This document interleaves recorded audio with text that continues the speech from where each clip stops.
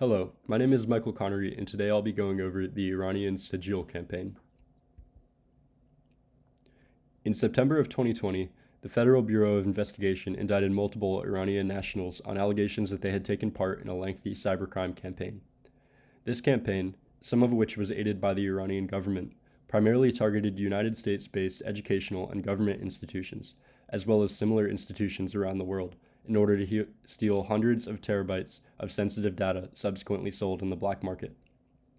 Attackers, under the pseudonym Sigil, also vandalized public websites to anonymously spread fear around the attacks as well as spread political messages. Those involved were charged with 10 specific crimes, almost half of which pertained to identity theft based on the use of usernames, passwords, and home addresses of victims to gain access to this sensitive data. First off, you might ask, why should we study this?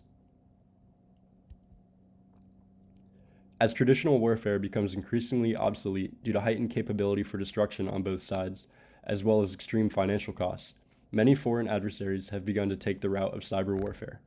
Such attacks are usually carried out with far lower risk of casualty, heightened anonymity, and reduced resource intensiveness.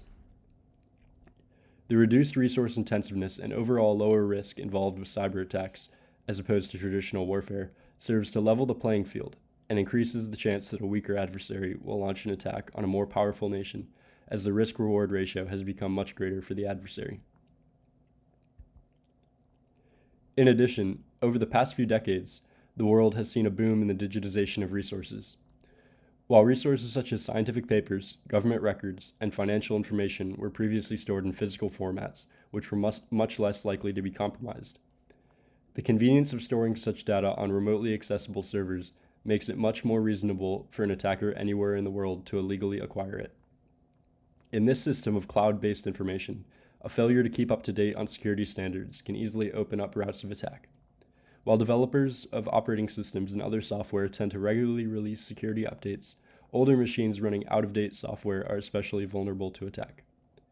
Awareness of this information is vital for the security of computer systems, especially those that contain sensitive information. Since the defense of internet-based resources is much more complicated and few possess sufficient knowledge around such defenses, it is an extremely important area of study should we want confidential information to remain secret going forward.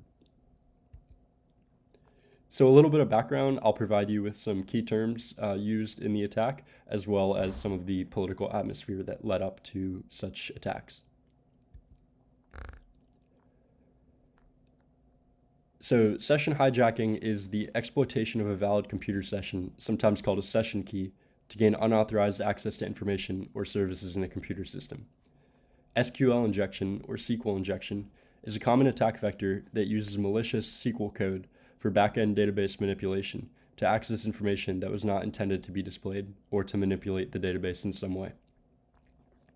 A remote access Trojan, RAT or RAT, is a malware program that gives an attacker remote administrative control over a target computer once infected.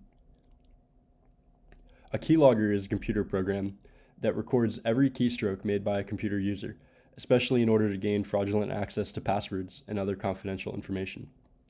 Finally, a botnet is a network of private computers infected with malicious software that are controlled as a group without the owner's knowledge. As for political background, many of Sigil's attacks were political in nature. The targets and victims of the attacks largely consisted of those from nations from which Iran has an adversarial relationship, including the United States, Israel, and Saudi Arabia. In one instance, attackers vandalized the homepage of a New Jersey-based educational institution to contain the image of a burning Israeli flag with the text Sigil. Shortly after that website vandalism, an Israeli telecommunications company was hacked in order for attackers to spam millions of customers with the text message, "Sigil is coming soon," in memory of the martyrs of Yemen. In a third instance, unpublished scientific data was stolen from a Saudi Arabian aerospace company. Next, I'm going to go over the attack vector. How exactly was this attack carried out? First, attackers used online reconnaissance to determine who they would target. This consisted largely of network scans in order to determine what vulnerabilities existed on the scanned networks. Following the determination of targets, SQL injections and session hijacking attacks were launched on systems deemed vulnerable to such attacks. Control and surveillance of these compromised systems was maintained through RATs and keyloggers. Once enough systems were compromised, a botnet was established among the compromised systems in order to infect additional systems that were previously in communication with those that were already compromised. At this point, terabytes of data was stolen from the compromised system, including confidential information, intellectual property, and personal identification, names, addresses, social security numbers, among other things. Websites belonging to the compromised system were then defaced with ideological content that threatened Iran's enemies. Finally, attackers created presentations to market the sensitive information they stole to potential buyers in the black market. Once a buyer was found, the data was sold, and the attackers profited.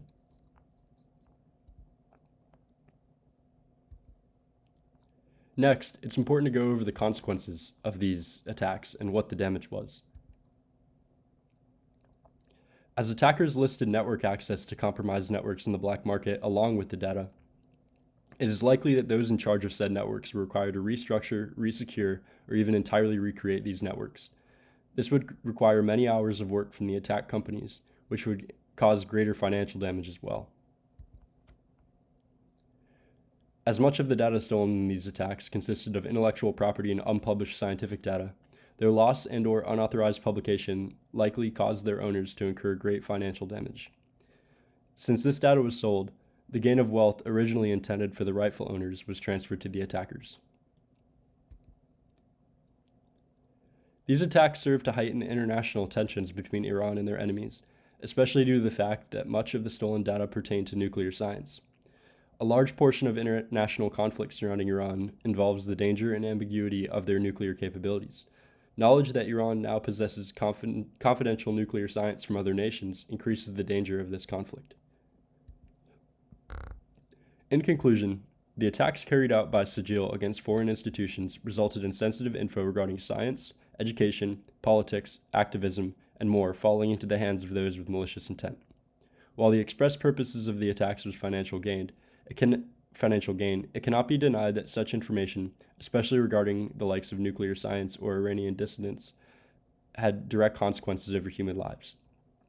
While it is likely that those involved in these attacks made efforts to prevent similar attacks from happening again, such conflicts are ongoing and cannot be prevented entirely. Since the majority of these attacks played off well-known vulnerabilities, it is essential that parties holding confidential information do everything in their power to establish a secure system. This involves keeping up to date on security standards and not neglecting essential upgrades when new vulnerabilities are discovered. While the culprits assume most responsibility in this situation, the victims share the responsibility of implementing preventative and corrective measures. As international conflict moves away from traditional warfare and towards targeted cyber attacks, the public should become more aware of this as well and conduct themselves safely online. Cyber attacks often involve an aspect of social engineering in addition to technical work, so a security-conscious public is necessary to prevent the simple but crucial aspects of such an attack. Following that conclusion, I have a few questions for all of you. What could be done to increase the cybersecurity awareness among the general public as these types of attacks gradually replace traditional conflict?